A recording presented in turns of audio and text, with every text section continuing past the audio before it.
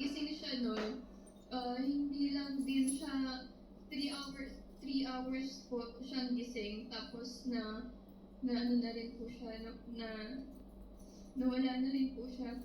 Yung time na nandun kami, hindi tinreat as critical yung baby ko, na parang, ano hospital po ito? Paper po, na imbes na, alam mo, yung PDN, bata yan, dapat meron pong mga kahit isa tutukan yung oxygen ni baby, wala po. Mas inuna pa nila yung mga information na kailangan ilagay sa yung po sa agad-agad ng trinit pagdating. Opo, kasi nga may time pa nga po na iniwan kaming tatlo ni Daddy, kinailangan. Baka daw may danyos pa. Pero Yun ang inaabot nila ng punsi, danyos. danyos talaga yan. Kailangan yung urgent. Kung iisipin, papabayaan na nila yan eh. Isipin mo, dagat. 4 years old. So pagdating nyo doon, hindi agad-agad yung... Hindi po agad. Ano lang po, hindi yung mga nurses din nila doon, hindi rin pa nila gaano gamay yung ganong situation. Kaya parang may iba po silang staff na pumunta doon, na yun po yung nag-IV sa baby ko, naglagay. Tapos yung doctor naman po, tumawag din po siya sa ibang doctors para nga malaman po anong gagawin sa baby ko. Yung signage. Wala.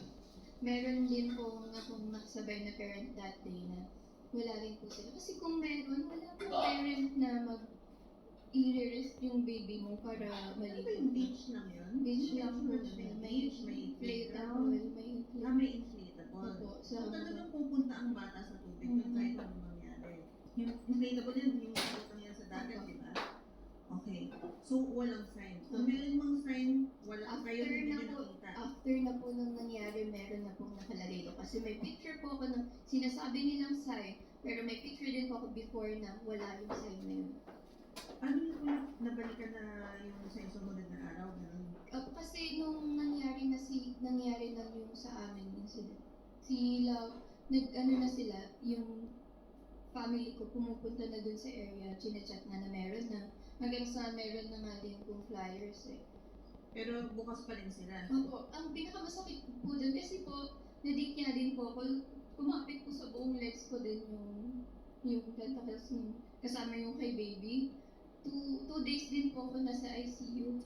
So, habang yung syempre alam ko wala na yung baby ko, ini-stalk ko yung audience kung ano man na magpakatao sila, na may anak din sila, mga babae din naman po yung ibang nagtatrabaho doon. Nakita ko, nag-market pa sila kinabukasan ng mga masasayang bata. Tapos for safety, ano po yun? Nung may mga bumalik po kayong pamilya doon, may mga bata pa rin nagsiswimming ba? Meron po. Meron po, ma'am. So hanggang ngayon, nung pagkatapos ng nangyari sa anak mo, may mga nagsiswimming pa rin na Meron bata. pa po. Pero Meron kahit na may warning, pinapayagan pa rin nila mag-swimming. po. Pero may mga resorts po dun sa area din na yun na hindi talaga nagpapaligo. Tapos yung mga hindi pa po nagpapaligo na yun, mga kumpleto po sila sa mga emergency. May nurses sila, meron silang may oxygen din sila.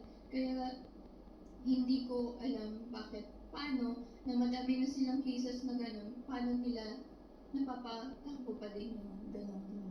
Naka-check-in kayo doon? Ako, may Nung nag-check-in kayo, walang verbal warning Wala po. na may na Wala po. Ang tagal po